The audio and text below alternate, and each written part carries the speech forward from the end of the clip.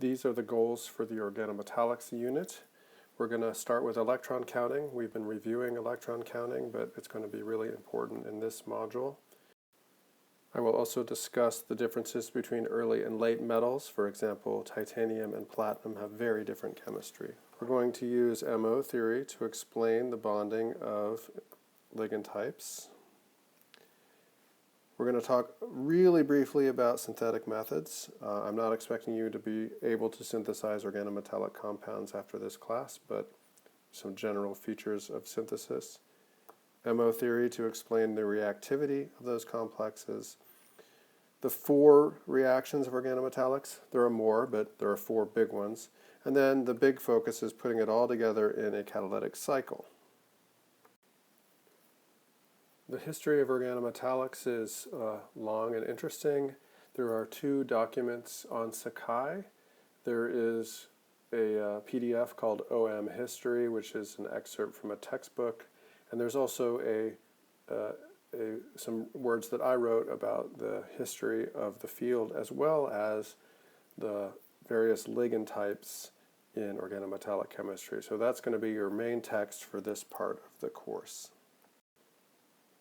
This is the first page of the History of Organometallic Chemistry handout that I have available for you on Sakai. So read through this. It's really just for historical interest. I'm not going to be testing you on the history of the field.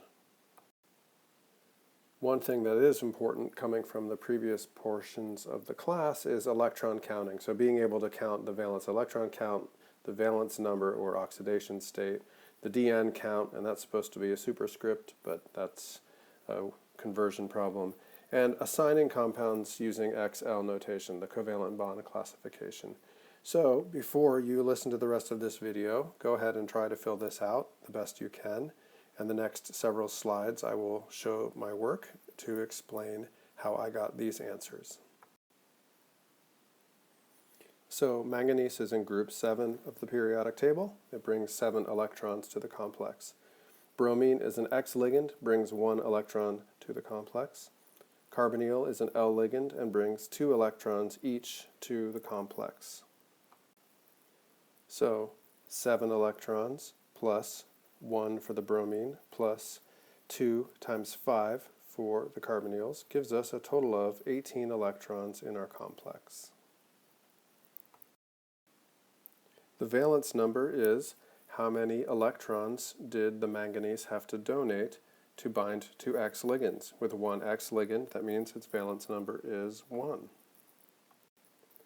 The DN count is how many electrons are left on the manganese. It started with 7, lost 1 to bind to the X ligands, which gives us 6 here. Finally, XL notation, we have 1 X ligand and 5 L ligands, so it's manganese XL5. Nickelocene, Cp2 nickel. Each Cp ligand is an XL2, bringing 5 electrons, and the nickel is in group 10, bringing 10 electrons. So this is a weird one. This is a 20 electron complex. With 2 X ligands, the valence number of nickelocene is 2.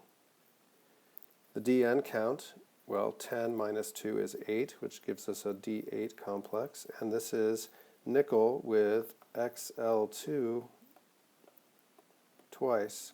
You can also write that as nickel X2L4.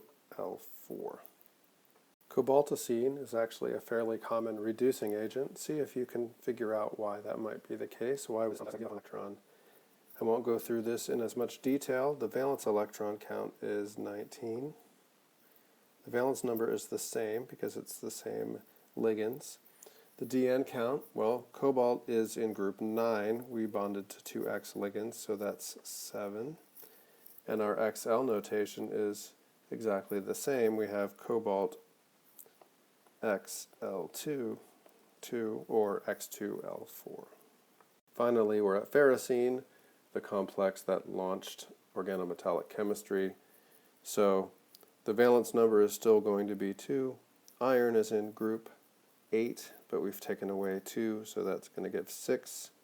The valence electron count is 18. This is iron XL2, twice. Titanium hexacarbonyl dianion.